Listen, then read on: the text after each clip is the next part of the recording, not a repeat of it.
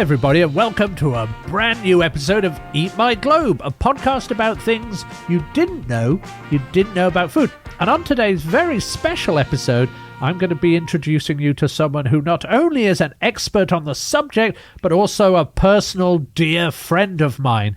So I am very, very pleased to introduce you to the one and only Dr. Terry Simpson. Hello, Terry. How are you, Simon? I am very, very well, and I'm pleased that we are socially distanced, actually in the same room, which is wonderful because I've been having to do so many of these interviews over Zoom for the last few months because of COVID. Socially distanced, I hasten to add, but it's great to be here too. So thank you for joining us. A pleasure.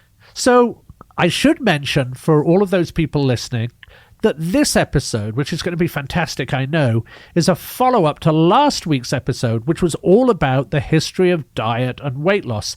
So if you haven't heard that yet, I do recommend you maybe go back and listen to that first, because it'll give you a timeline to some of the things we may touch on today. So go and do that, and we'll be sitting here waiting for you.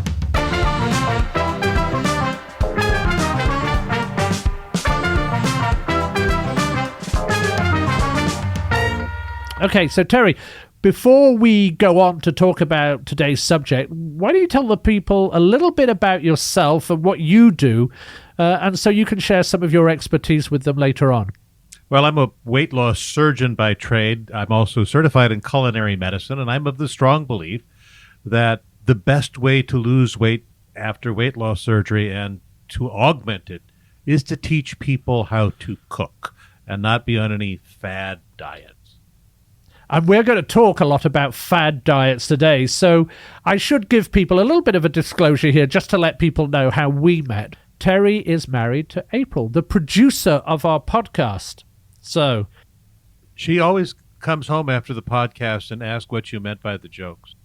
Well, April doesn't get jokes very well. She's Canadian. And yet she married you. I know. Anyway, so first of all, that disclosure in the background.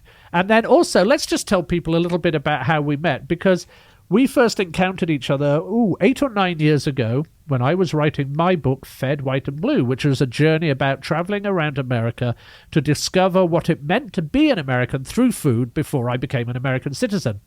And one of the people who reached out to me was you, asking me if I would go with you to Alaska to go salmon fishing. So just tell people about how you reached out and why it is you thought that we might end up being friends. Who knew? Who knew?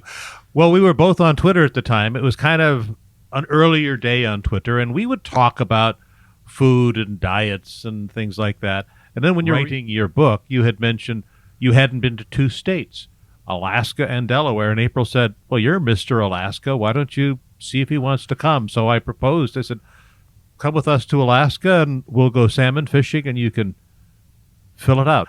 My family's been in Alaska for the last 10,000 years.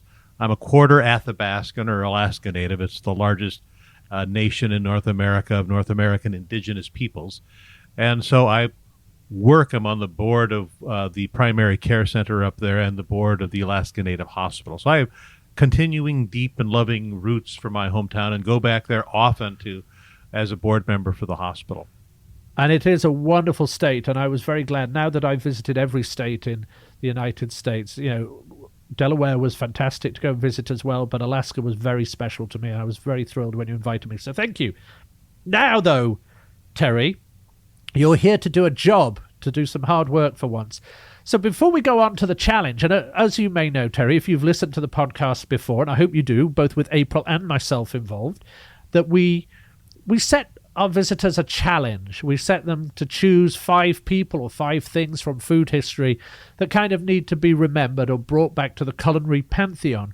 So before we do that, though, just touching on last week's episode about the history of diets, let's just think about what diets mean. So perhaps you could tell us a little bit about what to you the word diet means in its many different forms, and also about the difference between kind of the aesthetic of diets and the medical. I think most people, when they think about diets, they think about losing weight. And that correlation is, if I lose weight, I will be healthier, so I want to lose weight. We think more broadly in medicine about diet as what a person eats and how it relates to their health, how it relates to their longevity. So all diets, even the most fad diet, ultimately will have some caveat where they'll say, and this is the best thing you can eat for your health. Much of that is unproven. And in history, it's gone that way, that they said you should only eat this, that, or the other thing. And if you do, you'll be cured from, and as you'll see in the diets that I've sort of picked out in the history, that all of them say the same thing. It will cure you from all diseases. So one of the things that I touched on last week was the notion of gender bias. And I promised the listeners last week that I would touch on that with you here in this episode, because it is something that we see, particularly now, a gender bias towards weight. So much of the diet industry, for want of a better word, is aimed at women. And I wanted to know what you thought about that gender bias, where it comes from, and whether you have seen that in history before we go on again to look at your challenges. We certainly have seen it in history before, and gender bias continues to be a problem with both the way people look at themselves, and you can get extreme examples of that. The ideal person, whether it be from the Greeks when they were talking about what the ideal individual would look like and how they would act and their muscles and the definition of them, to modern day Victorian era, if that is modern day, where they were thinking everybody should look like they had tuberculosis, to the Renaissance times when people were more rounded and curvy, to today, where again we've gone back and predominantly against women, saying you need to look like this thin supermodel, which is A, unhealthy, and B, unreasonable. So I think I did just want to touch on that, because it's something that we can't really discuss in huge depth, because I think people have written books and papers on this, but I did want to hear it from a kind of professional point of view. Let's go on now, though. Let's go on to have some fun, and let's talk about some of the challenges. So, as always, as I said, with guests on the show, just a bit of a fun challenge, and that was to go through history and pick out some of the more unusual diets, and we'll talk about them and hopefully have some fun, and also touch on if any of them actually had any medical benefits as well, because some of these, almost by accident, some of these diets do have some, even if they're not quite sure what happened. So, with your professional opinion, Dr. Terry Simpson, where shall we begin? What do you think you want to start with? The first one. Diphyllobothrium latum. And again in English, please. Tapeworm. Tapeworm. Wow, okay, let's start with tapeworm. So what does the tapeworm, Queen Victoria, and Khloe Kardashian all have in common? I have no idea. It's usually me who was asking the jokes. Come on, so tell me again. Well, it's not a joke. All of them were prone and wanted to be on the tapeworm diet. All of them described wanting to be on the tapeworm diet. And in the Victorian era, the gender bias then was women should look, and they had books and articles about this, women should look very, very thin. They should look like someone who has tuberculosis. Wow. Thin and scant. And so they said, well, if you want to eat everything you want, you should try this tapeworm diet. So what was the tapeworm diet? It's literally swallowing a tapeworm? It's literally swallowing an egg of a tapeworm. And probably most of the people who were selling it were not selling eggs of tapeworms. And it's a very dangerous diet. Queen Victoria had tried it. Obviously, nothing happened. She didn't lose any weight.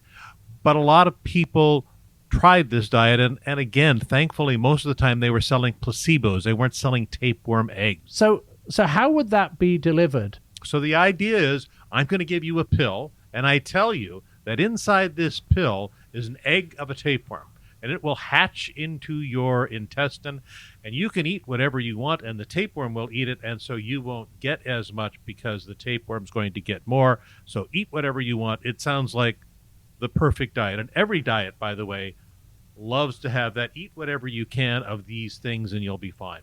That was the tapeworm diet. So first of all, tell us about a tapeworm. I mean, a lot of people will know the name and they'll know that there's some diseases associated with tapeworms, but I don't really, quite frankly, know anything about them. So tell me a little bit about a tapeworm first. So tapeworms are dangerous parasitic worms that live in your guts, in your small bowel specifically, so just outside the stomach. They can grow to be 30 feet long. They can live for several years. They produce thousands of eggs a day.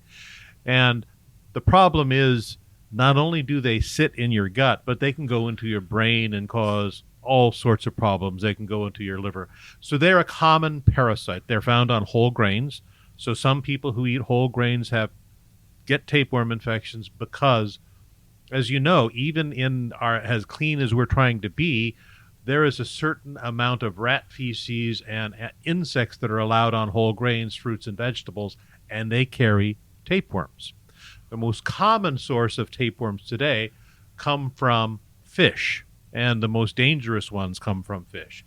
The way to get rid of it so that your fish is not a problem is to have your fish frozen, because once it's frozen, the worm dies. Thankfully, most sushi today is actually frozen, thawed out at the sushi place, and given. So tapeworms, and they're very dangerous. I've just finished writing the works for a podcast where I'm talking about a woman who had a tapeworm, and it deprived her of vitamin B12 because tapeworms love vitamin B12. So she was eating all these gummy vitamins. She had this deficiency, had all of these horrible signs and symptoms. But that's the problem. Tapeworms they're uncontrolled, but they're very easy to cure. A single pill will cure you of those tapeworms.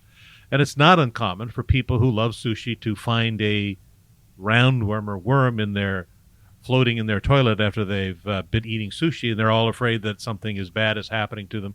And most of the time not, but again, do yourself a couple favors. Go to reputable sushi places.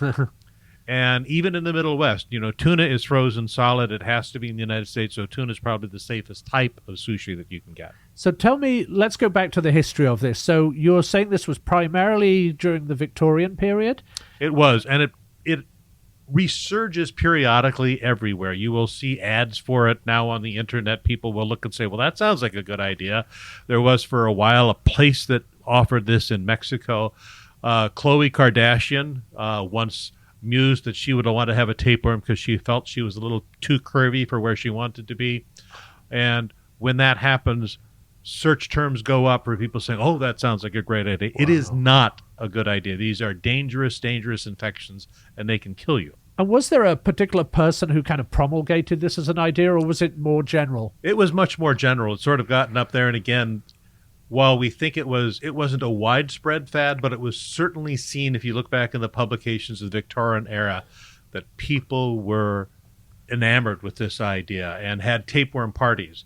What killed a lot of them, What killed a lot of them, though, was then they would have to extract the tapeworm. Now, we can do it today. We give you a simple medicine, one pill of something called praziquantel, and the tapeworm dies. It gets exposed to your own immune system, and you kill it. But in those days, they didn't have it, so they would invent these things that they would shove down people's throat and try and lure the tapeworm out. And usually these people choked to death. And the other one was they would try and do some milk in a vial and try and lure it out the other way. So it was a very strange, bizarre thing. Suffice to say, the tapeworm diet never caught off for two reasons. Number one, responsible doctors said, these can kill you and please don't do it. And number two, probably the vast majority of places that sold them sold nothing. They Fake just sold versions. Right. It was just nonsense. We, in fact, last night had dinner with a man whose ancestors used to sell tapeworm, pills to people. So amazing stuff. Well, I think that's a great start to our conversation. I love this. Call these fad diets. So let's go on. Let's talk about fad diet number 2. What do you want to give us next? Probably let's go to the Civil War. Oh, okay. I love the Civil War. And so I think the Civil War is fascinating, but we got a lot of medicine that came out of the Civil War. The problem with the Civil War, more people died of infections than they died from bullets in the Civil War. And it was a horrific war. We lost over 500,000 people. There was a doctor there named James Henry Salisbury, and he started putting his men on coffee and broiled steak, a hamburger essentially. And he discovered that these people, oh my goodness, they weren't getting sick, they weren't getting dysentery, and he noticed that they seemed to be healthier. Well, the reason they were healthier is he had coffee instead of water, so it was boiled. Right. He had steak because he thought vegetables were evil, which, appeals to every child in America today. And so the vegetables were often filled with a lot of parasites. They were a large source of dysentery. They were watered from the bad water. So it was meat, broiled, and coffee, and none of these men did very well. So he said, oh, this is the perfect diet. So when he noticed that soldiers didn't get sick, he said, this is the best diet in the world. So his conclusion was, if you would eat this 4 times a day, it will cure you of heart disease, tumors, tuberculosis. And then he would point to the famous bio-truth or logical fallacy and said, look at your teeth. You have these things that are like fangs. You are meant to eat meat. He totally missed the molars, apparently. And that was the thing. It first came out. It became popularized by an author named Elma Stewart's, who wrote this book called What Must I Do to Get Well, which was published by one of your favorite characters, Kellogg. Oh, yeah. Well, let's not talk about Mr. Kellogg. But if you haven't heard us talk about Kellogg in length, you should go and listen to my interview with Alton Brown, where we have a little bit of an argument about whether he should be included in the culinary pantheon. Well, he was certainly a vegetarian. So that was the Civil War diet, and it lost popularity and lost out, mostly because when Kellogg became famous, he did not like meats. And so during that time, he just put away. And the only reason that Salisbury came back was because of World War I. Because we didn't want to call a hamburger because it was Germany. So we started saying, oh, there's Salisbury steaks. And when I was a young kid and my mother would leave town and my father had to feed us, we would get TV dinners and they would be Salisbury steaks. And who knew it came all the way back from the Civil War and Dr. James Henry Salisbury. I've talked about Salisbury a lot during the history of beef because the beef diet, particularly in the Civil War, is one of the reasons that people cite that the Union won the Civil War rather than the Confederacy, which didn't have as ample supplies of beef. And also coffee. I've also done an episode on the history of coffee, and one of the things there, a lot of the generals say, give your men coffee in the morning and they will hold the line, because it woke them up and it got them kind of caffeinated and up and running. Whereas and it kept them holding things in instead of dysentery. Well, absolutely. And the thing that was really interesting is, of course, the Confederacy didn't have the ports to allow them to bring coffee in, so they had to make coffee out of chicory and all kinds of other substitute coffees, which might have been refreshing. Chicory coffee, I'm told, I don't drink coffee, but might have been quite fun. People who drink it tell me. But it didn't have that same impact on energy. And they lost chicory very quickly early on in the Civil War because we were able to take over the port of our favorite city for eating in the United States, New Orleans, very early on in the Civil War. So the chicory and the coffee was completely gone from the Confederacy. So some say that they lost the war because they didn't have coffee and they certainly didn't have beef. So I think that is a great inclusion. And let's talk about the diet itself. Outside of the impact it had on the Civil War soldiers boiling and cooking things, is there any benefit? I know Salisbury was really interested in kind of single food diets. He's one of the first who talked about just eating one thing or one or two things that would impact your diet. So let's talk about that in general, whether single food diets. So we do see a lot of that now. You've seen things like the brown rice diet, or you're just eating a predominance of this one thing. He was really sort of the first one, and we'll talk about another one soon, that was kind of in that whole low-carb diet idea. Avoid starchy vegetables. But in his day, in the Civil War, the problem was not diet from weight loss. The problem was they were all losing weight. They were all sick. They all had dysentery. The problem was keeping the men healthy.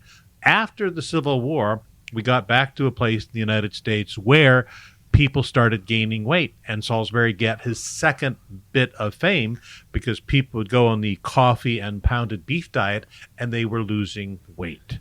So it was sort of another reincarnation of the low carb diets, of which right now 10% of America is on.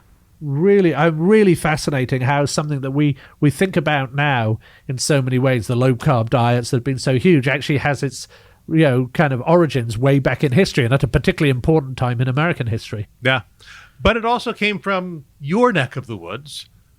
And, you spent some time in the book industry. I did. So I thought that probably the next person that we might talk about is an indie publisher. Oh, so who's this? A coffin maker. A coffin maker. Oh, I think I know who you're going to talk about now, because I think he became a verb, didn't he? He did. So tell us who that is. I think I'm ahead of you here, but carry on. His name was William Banting, Yeah. and he was a royal coffin maker, and he was obese. And his entire life he spent trying to go to various spas back in those days. He lived from 1796, he was born, he died in 1878, and his whole focus on life was he was successful, he could go anywhere he wanted, he was very wealthy, he had done the funerals of a number of kings, so he had gone to the spas of the day, he had tried exercising, he had tried various diets, and finally he heard from his doctor that heard a lecture about diabetes and sugars, and they said, well, you should just avoid these. So he made up his own diet. And his own diet consisted of meats, greens, fruits, and wine. And he lost weight. Quite a lot of wine as well. I think I read out last week's episode that he drank a lot of claret. There was certain alcohol he wouldn't drink, like port, and that had lots of sugar in it. I think he'd had brandy, but not port. Brandy. I think you've had a brandy episode. I recorded one for this season, which is going to be coming up very soon. Tell people what the diet entails. Oh, okay. So his diet was we're going to have 4 meals a day. You're going to have meat, any meat you want. You can have any green vegetables you want. You can have fruits. You can have dry wine. But here's what he said you should avoid. You should avoid sugar or any saccharine matter, which is sweet things like pastries, starches, particularly potatoes, they were evil, beer, milk, butter, and sweet wines. He has, to this day, you can go on Amazon.com and download his original book where he goes in great detail, but that's his diet. And that is considered the forerunner. If you talk to people of modern low-carb diets, if you talk to people today, they will say, I'm on the Banting diet. Now, here's the issue. Banting had a distant cousin who won the Nobel Prize for the discovery of insulin. Out of Toronto, Banting and Best, McLeod. Well, Best didn't win the Nobel Prize. Banting gave him a part of his. They were distant cousins. But oftentimes, people on low-carb diets say, well, do you believe in Banting? He won the Nobel Prize. And I said, yes, I believe in insulin, but I think you're talking about the coffin maker. Oddly, when you see photos of Banting after his diet, you would still consider him a corpulent man. He lost somewhere between 35 and 50 pounds. So he was only about 5'4". And while that was good for him, you know, it's not still the perfect diet for him. He's not the biggest loser by any imagine. Let me ask a couple of questions about this that I think will be really interesting for our listeners. First of all, this to me is one of the first diets that became a fad, a fetish. You know, people would go up to people in the street and go, are you Banting? Which means, are you low carb? It's like going up to someone going, are you an Atkins person? Are you Banting? So are there circumstances before this where diets just became so popular and so well known, or is this one of the very first where he became a kind of a dieting superstar?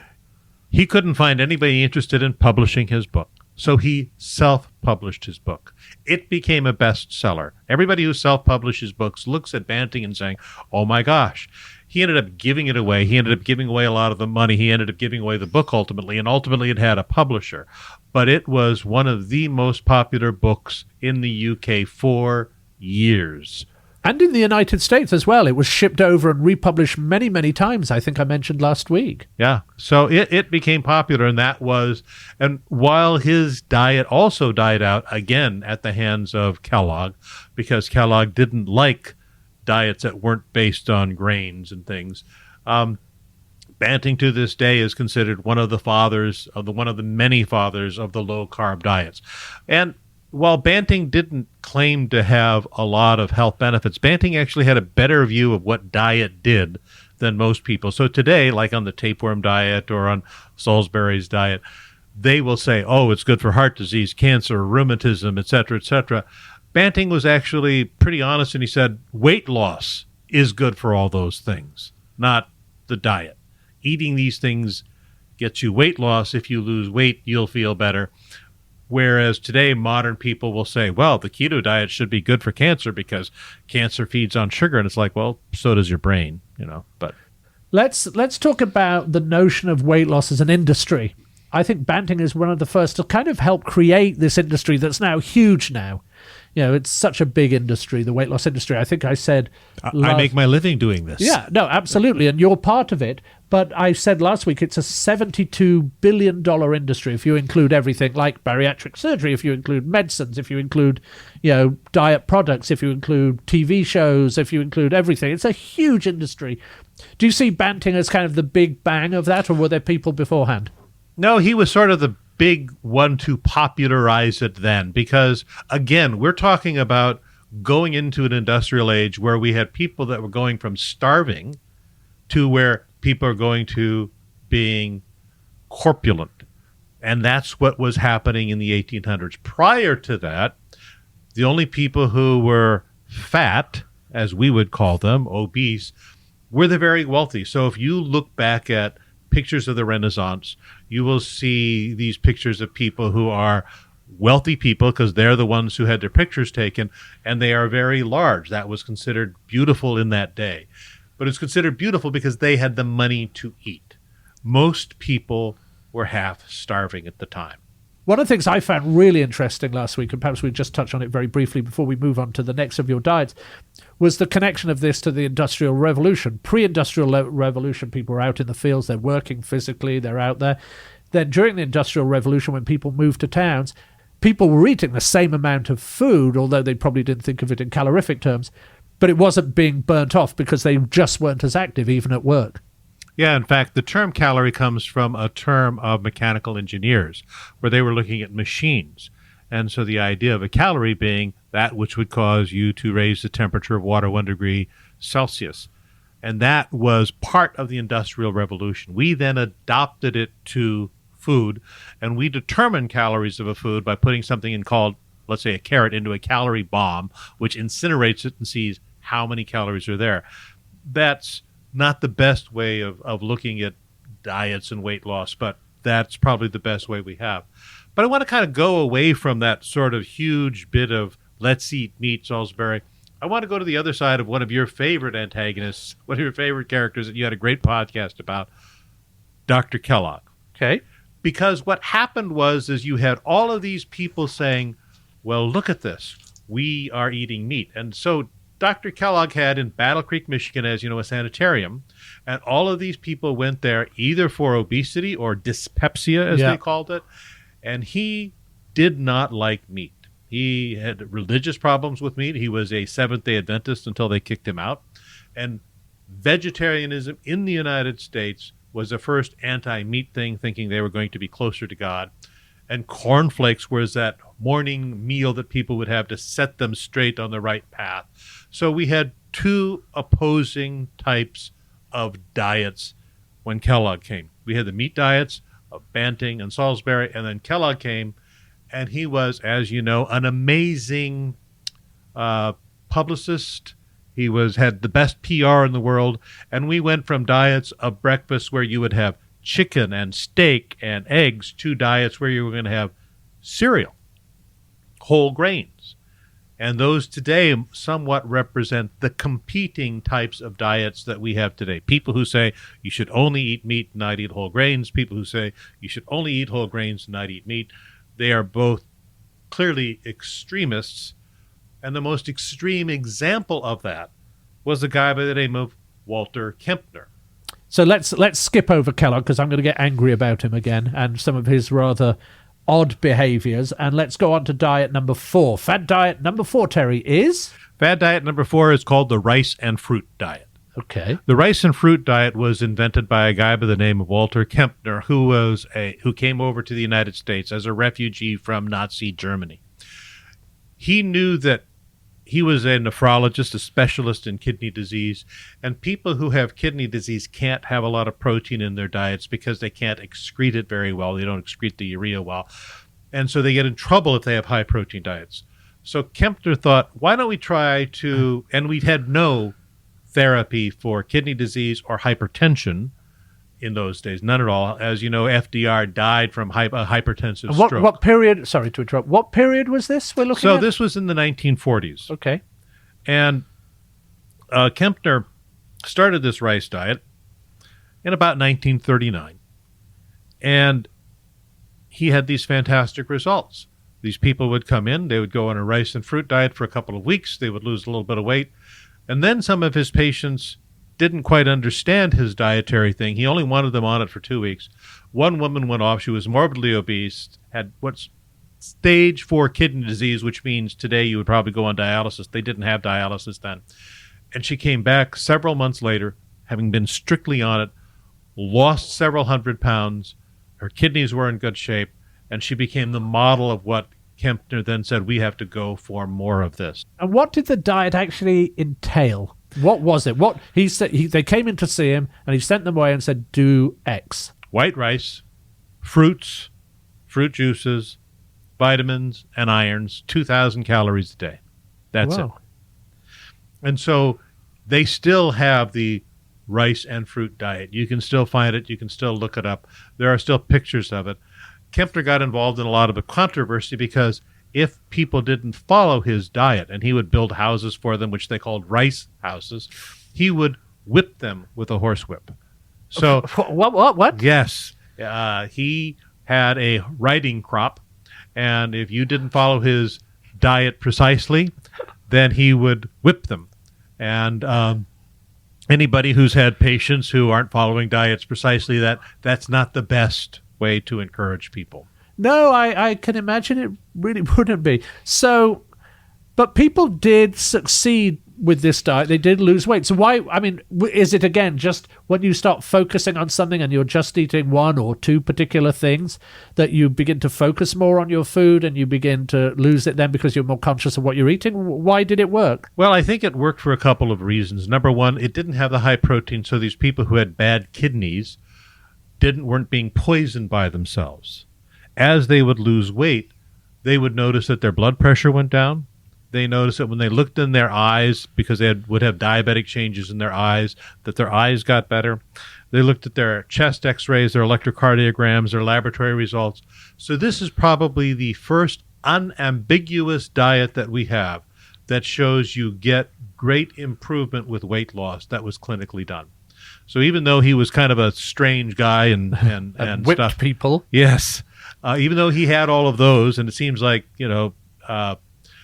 there are more than fair share of strange people in the diet industry, it did show without ambiguity that the weight loss would cause a great deal of good health benefits for people. It wasn't the rice. It wasn't the fruit.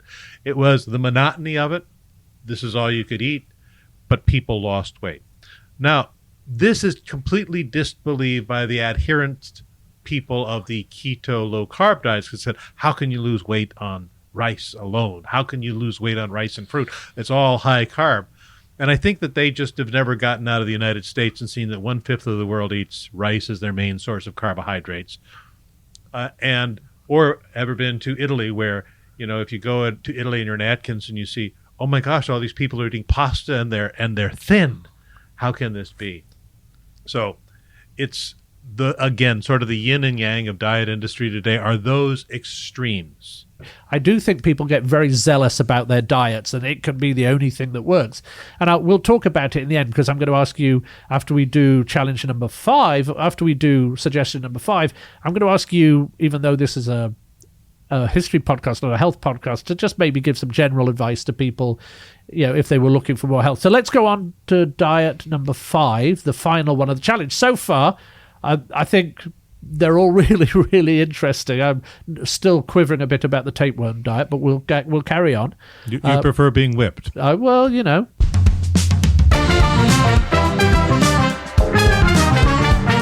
Hi everybody, this is Simon Majumdar, the creator and host of the Eat My Globe Food History podcast.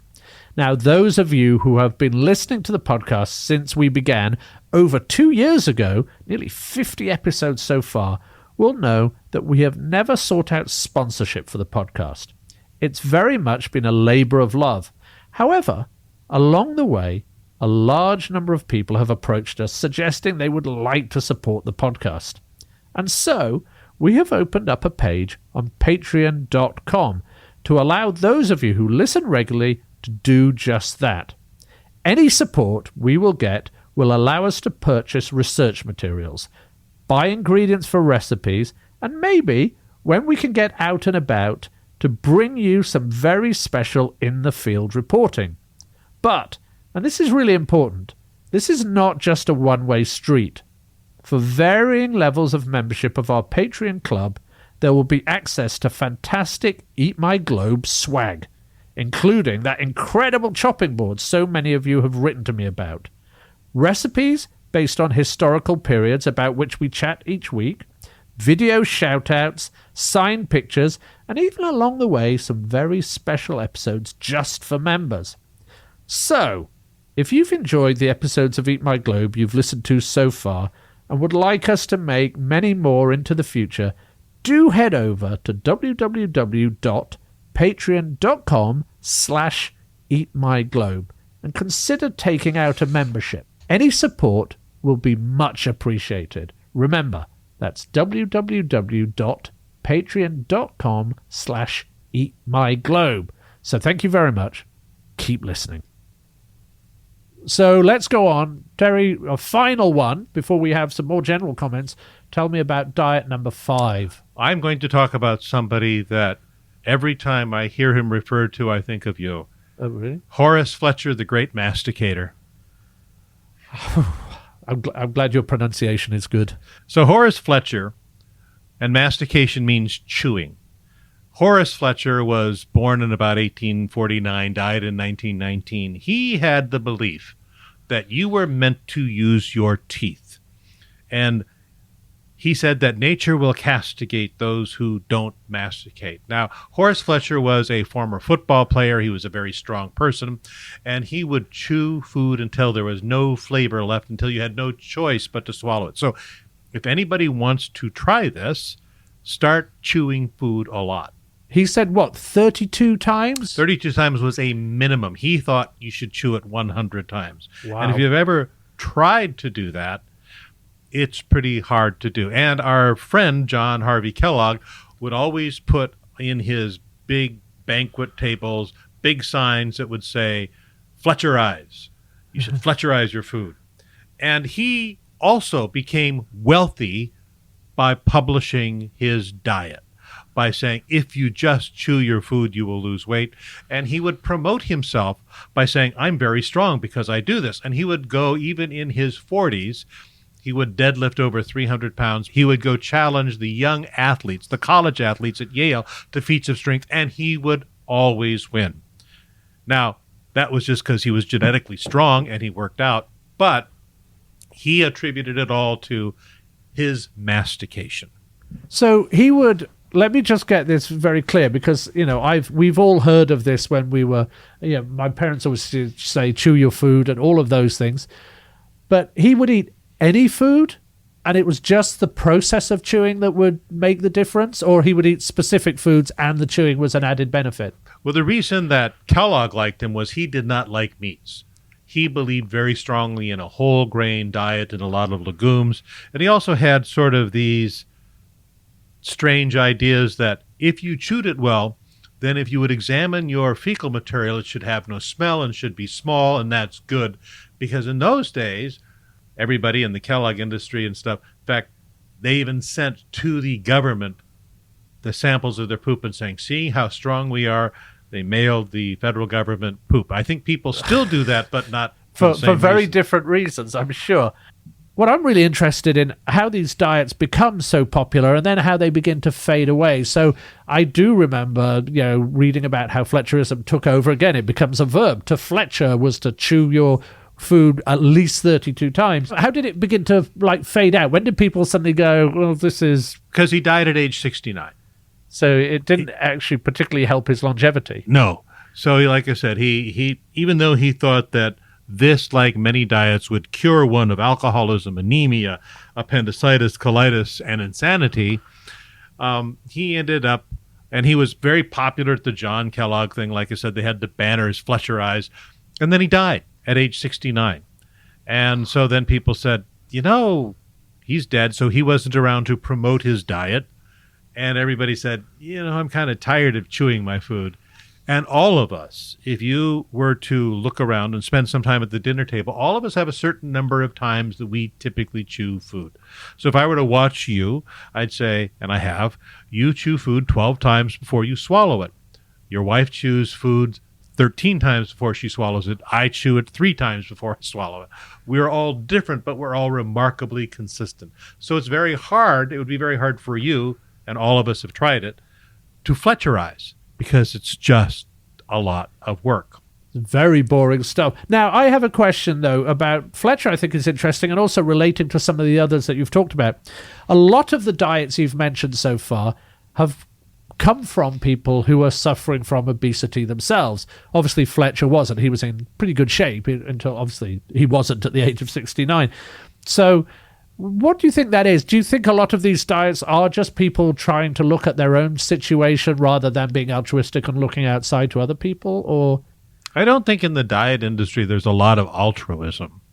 I think there's a lot of sales. And I think that we have a very unfortunate problem in the United States with obesity. And in spite of all of these diets being available to us and all of the different dietary systems that are out there and all of the gyms, we have a rising epidemic of obesity. And there are a lot of people who will blame a lot of things on it: fast food, portion size, more fat, more sugar.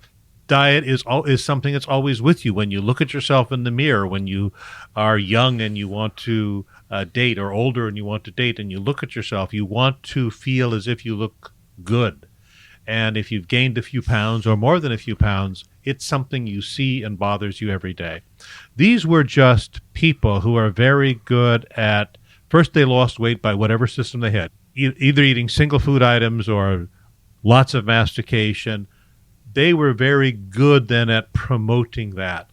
And people were lining up to buy it. So they were good promoters rather than good, medical people or... Right. Kempner actually had, in spite of his other peculiarities, Kempner actually had really good science because he followed these people up, followed them for years, followed them with laboratory values, electrocardiograms, chest x-rays. So he was really good and careful about it. But even today, you will see claims of diets being, this is good for this, that, and the other things.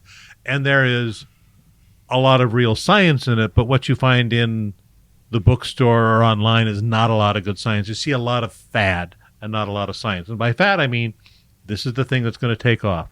Today, we have the advantage of the internet of all fadism. And if you ever want to see an argument on social media, find a vegan arguing with a low-carb person, and they will just be going at it saying, this is the best. No, this is the best. No, you have all these problems. No, you have all those problems. And it's like watching political debates or religious debates. Yeah, people do get very, very argumentative about it. One of the things when I was doing the research for last week's episode, I noticed there have been literally thousands of diets, literally thousands that they have noted over the years. And I wanted to just touch with you, because obviously you've chosen 5 here, and I think they're really fun. I hope people enjoyed listening to them. But what were the others, just very quickly, if there were, you go, well, I should have put this in, or if you'd given me a few more choices, who are some of the other crazy ones out there of diets that you've noticed? Well, there are always these single food diets. There's the salami diet where you only eat salami, the ice cream diet where you only eat ice cream, the cookie diet, which was exceedingly popular in the 70s, where you eat 6 cookies a day. Single food diets get people tired of what they're eating. They will eat less naturally, and they're less interested in food. People have obscure ideas about what diets should do, and there's a lot of complex biochemistry of why both vegan diets will work and low-carb diets or high-protein or meat and fat diets will work. But it's not good in the long run. We have really good scientific data saying if you're looking in the long run, you really want a far more bit of balance in your diet then I'm only going to eat meat or I'm only going to eat vegetables. Well, let me ask you about that, because as I said earlier, this is a history podcast, not a health podcast. And if people want to go and listen to a great health podcast, we'll get you to share some of the information on what you do later so people can find out more about what you say. But people listening are going to go, look, Simon, you have this, renowned weight loss surgeon and someone who has done a lot of study into weight loss there. At least get him to give us something, if you wanted to eat in a very healthy way that would have the true meaning of diet and something that would help your longevity and help your well-being, what would you suggest to people to go and do? If I came in to see you and I sat down, I said, look, I just want to improve my diet, what would it be? Well, I think you can look to history for that too, because when we look at history, we can see what was some studies that were done in the 50s by a guy by the name of Keyes. And Keyes is responsible. Anybody who's been in the service in the military knows of K rations. They're from Keyes. Keyes studied history and where people were and how they lived and their heart disease at the time. And he discovered that the people in the Mediterranean had some of the longest lifespans and lowest heart disease in the world. Out of that came what is now called the Mediterranean diet, which is nothing like you would think. It's not feta cheese and things, but it is exceedingly balanced diet with fruits, vegetables, whole grains, legumes, a little bit of meat, even alcohol.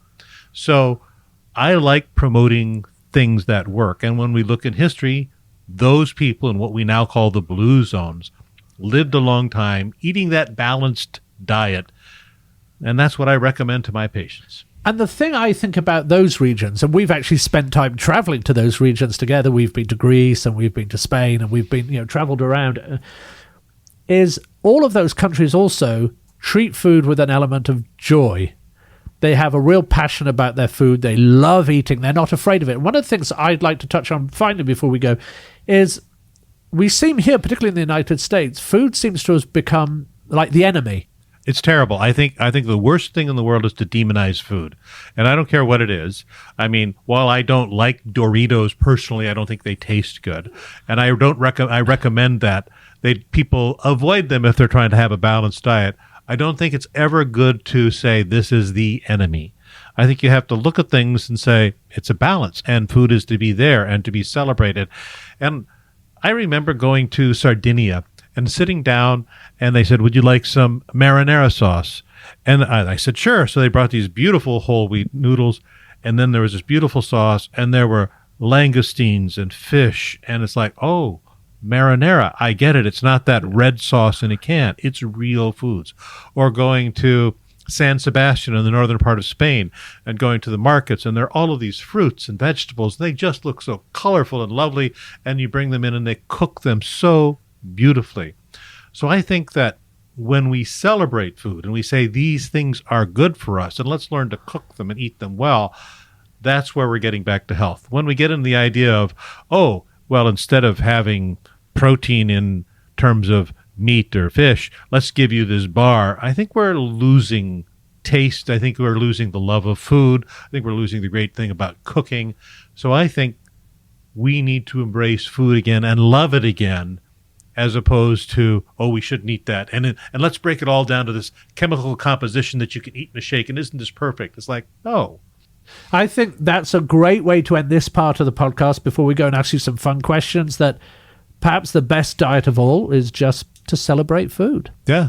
I think that's a great way to finish what's been 2 episodes about diet and weight loss.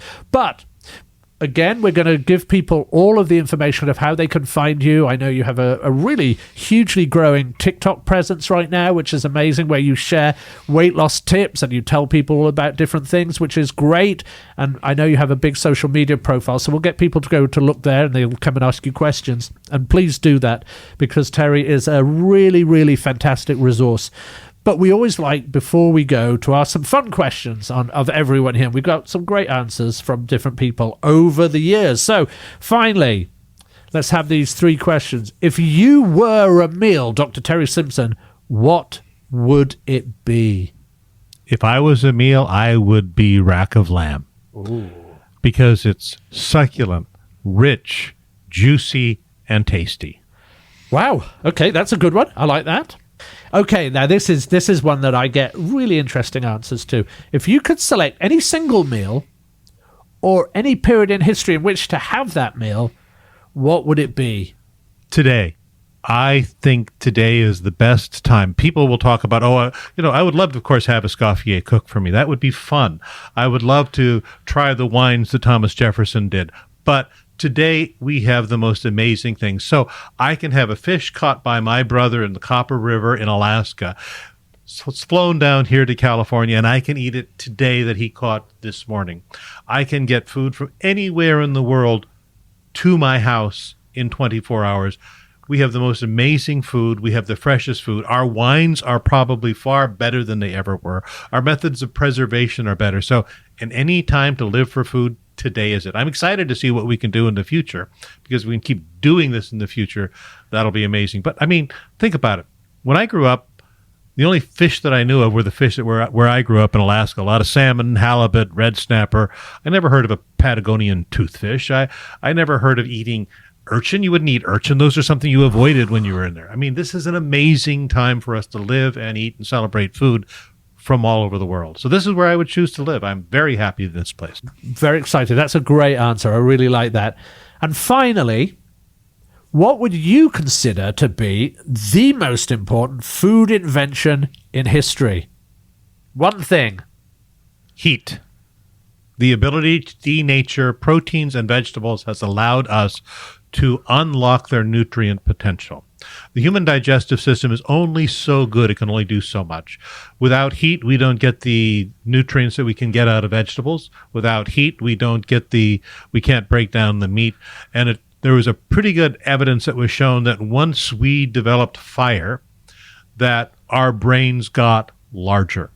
And that is because we were able to roast vegetables. So before, and even though there are people who say, oh, you should go on a raw food diet, you don't get as much nutrients out of vegetables when they're raw as when they're cooked. Humans can't get it. Our digestive system can't get to it. While it's true in a test tube, you can. You can't get to it without heat and being able to break it down. So I think that was the most important thing, the ability to break things down with heat. It makes them delicious, and it makes them nutritious. So I like heat. That's a great answer. The really good answers. Now, Terry, first of all, thank you very much. This has been really, really fun. You and I have lots of conversations anyway, and I was very keen for us to capture one of those on my podcast, because I think, A, it relates to last week's episode, but B, just chatting to you is always fun anyway. But if more people wanted to connect with you, to hear your views on, food, weight loss, all kinds of other stuff that you post about, I know you've been a great expert out there on COVID, talking about it because you've had experiences in that realm as well. If people wanted to find out about you, where would they go and look? So Your Doctor's Orders is a website that I've had for years. On there, they can see my own podcasts, see articles that I've written, hundreds and hundreds of blog articles. And then my professional website's drsimpson.com, drsimpson.com. That's where. And social media is usually the easiest way to get a hold of me. Like you, I'm on Twitter. I'm at Dr. Terry Simpson or at Terry Simpson. So I'm always happy to answer questions and get back to people. No, and I know you do. I know you will always go back and answer people. So everybody listening, if you've enjoyed this episode, which I hope you have, because it was a really fun one to do here with Dr. Terry Simpson, please go and check him out on social media. Make sure you go and follow all of his social media. I know you're particularly active on Facebook and Twitter, but as I mentioned before, you've just launched a TikTok profile, which is really, really huge. So if you go on to TikTok, Instagram, wherever, at Dr. Terry Simpson. Yep, you can find me at Dr. Terry Simpson. I'm happy to. The TikTok has taken off so much that I am having a hard time keeping up with questions. So find me on Twitter. It's much easier to ask questions there. Well, thank you very much. This was a really, really fun podcast. I've had a great time. And now I think we should go and have some wine. Do you want a little wine?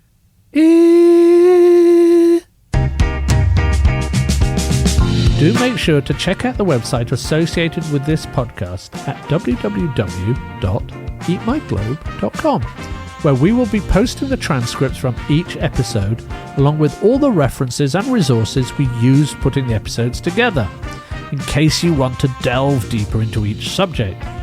There is also a contact button, so please do let us know if there are any subjects that you would like us to cover.